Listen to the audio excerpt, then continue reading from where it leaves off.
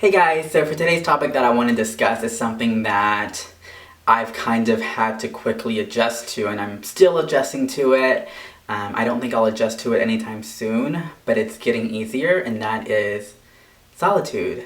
And that is, being okay with being alone and lonely, and then the difference between the two, and just different things that I've done to kind of help me get from where I first was to where I am today to where I want to get. And it hasn't been an easy journey because I don't really know of anybody that likes to be alone. And yes, we appreciate those times where we can be alone and kind of, self-reflect. But when you're so used to having other things or somebody around your life that suddenly leaves or, it breaks away, if you're not strong and if you're not okay with just being yourself and being with yourself, then it's a struggle. It's a struggle to make that adjustment from going to something that you're used to something that you no longer have. And like I said, that's where I am in my stage in my life right now, where I'm trying to adjust. And I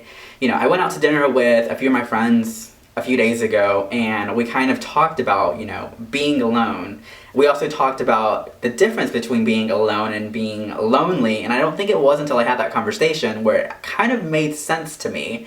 And, we were like, being alone is being independent, being selfless, and, kind of being okay with just having you time. And even if that you time is more than having time with anybody else, you're okay with it because you're exploring who you are, you're finding yourself, you're learning to love yourself and enjoy yourself and not being, dependent of somebody else to make that happiness or, fill that void that is missing. You're filling that void with yourself and you're enjoying that time with yourself, as opposed to being lonely, where it's a selfish act, where it's an act that shows that you're so dependent on somebody else.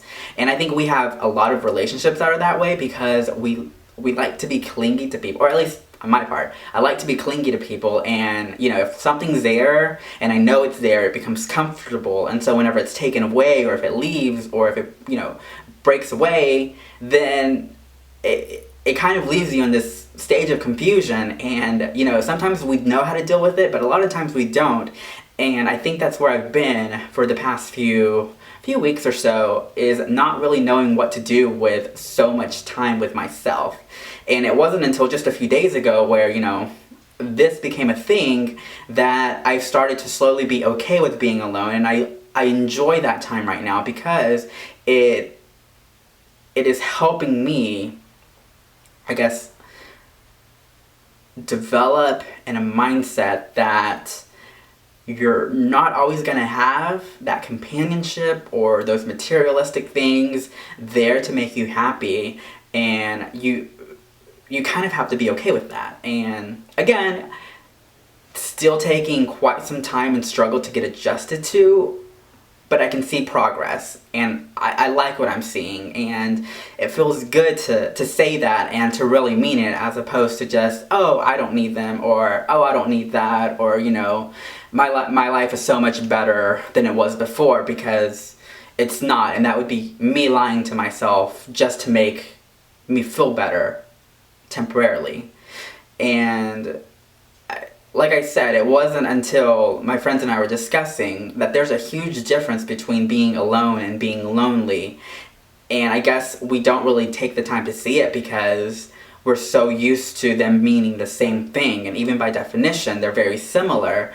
But when you break it down, they're very different. And I think that's what I'm just reminding myself is, David, you're not feeling lonely. You're just alone. And you have so many people around you, but sometimes it's okay to disconnect from the world and appreciate those times that you have alone. And, it was funny because last week I guess treated myself out to dinner, and it was just me, and, it was very awkward because, nobody likes to go in and sit down by yourself. Oh, are you waiting for somebody? Oh, no, it's just me. But it was kind of nice. It was kind of nice to just clear my thoughts and, just appreciate the moments that I have with me. Granted, I didn't stay for long because you can only have a conversation with yourself for so long, but it was nice, and yes, I enjoyed the company of my friends, and, you know, even yesterday I was hanging out with one of my best friends, and we were having dinner and talking about the same thing that I'm talking about now, and the struggles that we've had to do, and, you know, just, I guess, getting adjusted to being okay with being lonely and not treating it as something that's your enemy. And I think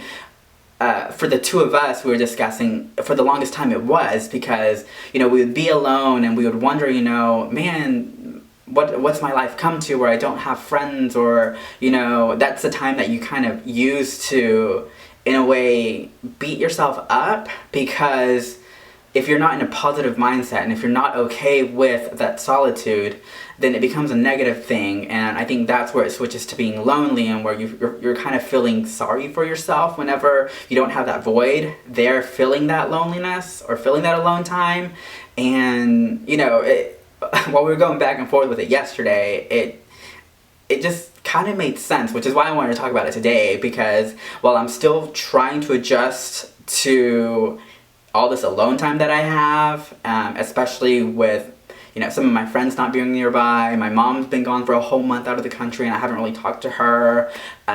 It's taking some time to get adjusted to, and again, I've appreciated everybody that's been there for me this past month, and, you know, just hanging out and rekindling a lot of friendships that I've kind of left in the dust have been really nice, but nothing beats the alone time that I'm having, and more so being okay with that alone time. And like I said, I've used it so much lately by just exploring my creativity, whether it be, again, this, or just other types of mediums that have always been a passion of mine, but that I've never really explored fully, or that I've kind of left behind because I found other things to fill that void. And so, you know, just being okay with that is, it's you know, I've come a long way from even last week to where I am today. And I'm still gonna feel lonely at times, because we're human and we're so used to having that other connection with